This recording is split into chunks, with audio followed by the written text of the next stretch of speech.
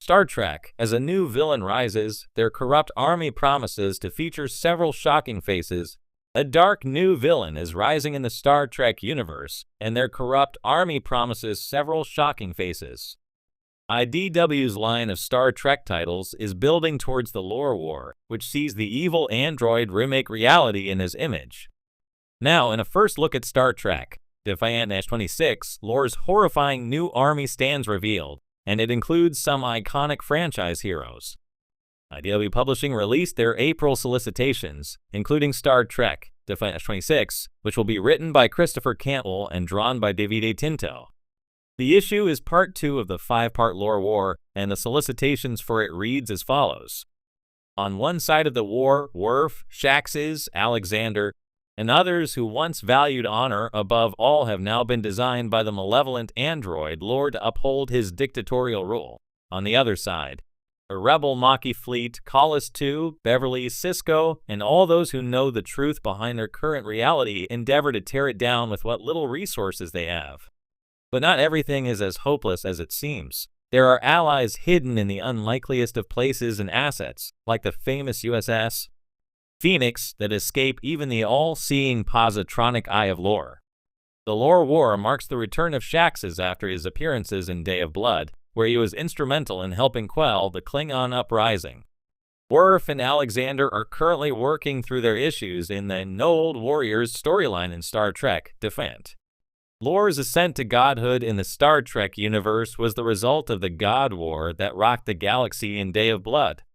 Lore was enlisted by Worf to help stop Collis II, who was killing the universe's gods.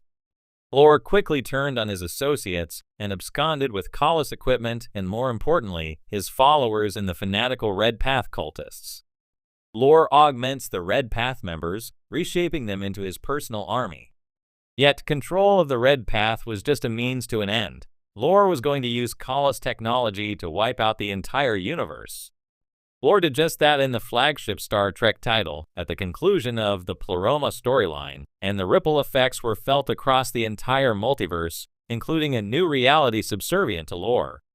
The Lore War, which will be a crossover event similar in scope to Day of Blood, will see Sisko, Dr. Crusher, and others rebel against Lore's rule and attempt to restore the universe to its rightful place. Every moment of the last 2 years of Star Trek comics has been leading to the Lore War. Lore's army consists of fan-favorite Star Trek characters. Because of their troubles, their real selves have been erased from history and replaced with versions loyal to Lore. Before Sisko and his comrades can topple Lore, they must go through his dark army, and it includes some shocking members.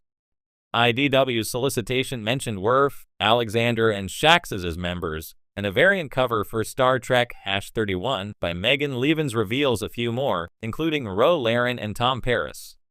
All of these characters have played integral roles in the comics over the past 2 years, working heroically to stop first Collis and then Lore. Because of their troubles, their real selves have been erased from history and replaced with versions loyal to Lore. Becoming unquestioning slaves to Lore is a horrific fate for anyone, but especially for these characters in particular.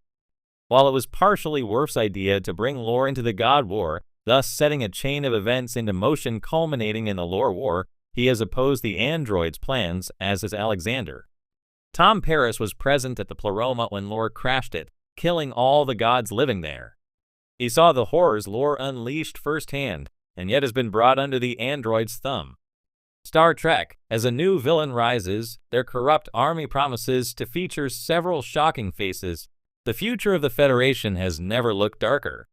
As Star Trek prepares to unveil its newest chapter, whispers across the quadrant suggest that a terrifying new villain is poised to rise, one unlike any the galaxy has ever faced. But what truly has fans abuzz isn't just the villain themselves. It's their army, a corrupt, ever-growing force made up of shocking faces that audiences never expected to see on the wrong side of history. Sources close to production hint that this villain is not a conqueror in the traditional sense. They are a disruptor, a former Federation ally disillusioned with Starfleet's utopian vision, who now seeks to correct the future by dismantling everything the Federation stands for. And their method? Reaching across timelines and realities, recruiting faces familiar and once trusted by Star Trek fans everywhere. Imagine a battalion led by corrupted versions of beloved officers. Picture a Captain Sisko who, after being lost to the prophets, returns not as a messenger of hope, but as a weapon of vengeance. Visualize a commander data reprogrammed to calculate that the Federation's destruction is the only logical solution to preserve life. Early concept art leaks suggest the villain's army will not just include classic figures turned dark, but mirror universe versions, augmented clones, and even characters thought long dead. This bold narrative move taps into a recurring Star Trek theme, the dangerous thin line between utopia and dystopia. Where the Federation sees itself as a symbol of hope, this new antagonist sees it as an arrogant empire in denial. "We are not the enemy," the villain reportedly tells the crew in a pivotal early episode. "You are. You just wear prettier uniforms." Perhaps most tantalizing is the mystery surrounding how the villain assembles their army. Rumors point to experimental time rift technology, possibly stolen from Section 31's shadowy archives. By exploiting cracks in spacetime, they can pluck individuals from pivotal moments, sometimes moments of weakness, regret, or rage, turning even the noblest souls into willing pawns. Among the shocking returns, insiders hint at several jaw-dropping possibilities. A young Jean-Luc Picard, embittered from a timeline where he was never assimilated by the Borg, but lost his humanity all the same. A version of Tuvok who embraces logic at the cost of compassion, becoming a master strategist for the villain's fleet.